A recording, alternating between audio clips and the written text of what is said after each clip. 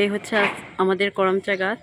তো আজকে করমচা গাছ থেকে কিছু করমচা পেড়ে নিব।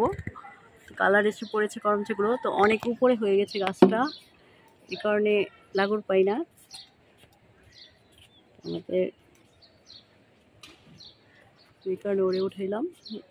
এখন করমচা পড়া হচ্ছে। দেখেন গাছে ফ্রেশ টাটকা করমচা কি সুন্দর ধরে আছে, একদম উপরের পর্যন্ত, একদম গাছের নিচের থেকে উপর পর্যন্ত কত সুন্দর কালার।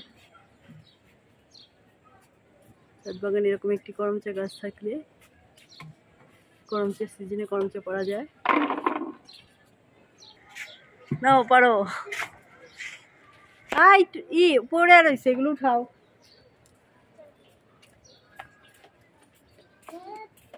কতগুলি পায়রা লও।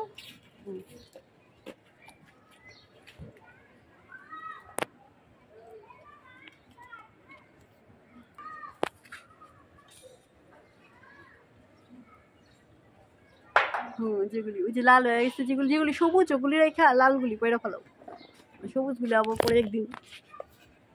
দাও দাও দাও, এখানে দাও, বালতিটা দাও ওর কাছে দাও। অনেক উচ্চায় গাছটা, অনেক পড়ে গেছে গাছটা।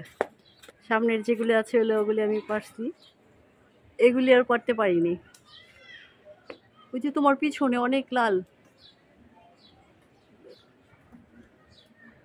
আরেকদিন উঠা লাগবো,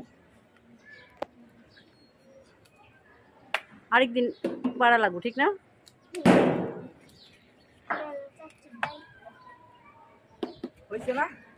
না আরো আছে না, ওই যে তোমার মাথার উপরে লাল, ওরা নয় গেলা।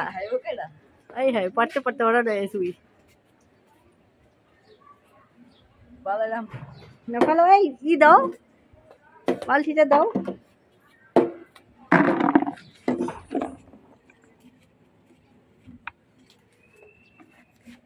এই তুমি এখানে গেছো, এদিকে হও।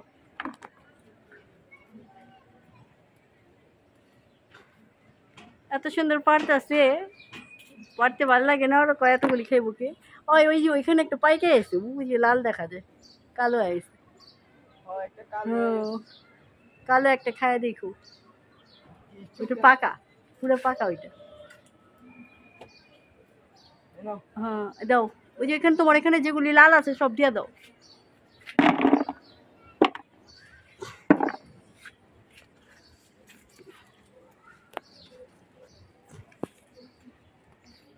দাও একটু।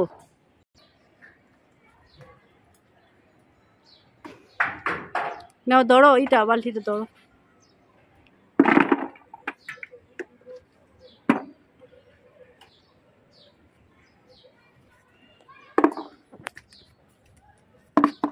এতটুকু পাইলে ওরা নেয় আছে, করা খাইব কি? খাওয়ার মানুষের অভাব।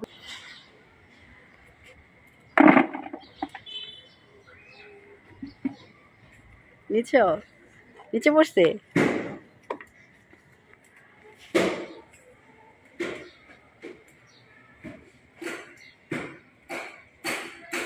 তো অনেকগুলো করমচা পারলাম গাছটা থেকে, তো আরো আরো 1-2 দিন পারা যাবে।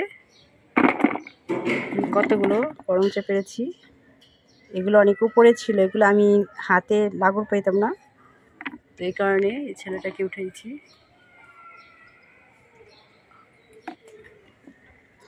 তোমার ভিডিওটা ভালো লাগলে লাইক কমেন্ট করেন, আমার চ্যানেলটাকে সাবস্ক্রাইব করে দিন। তো আজ এ পর্যন্তই, সবাই ভালো থাকবেন, সুস্থ থাকবেন।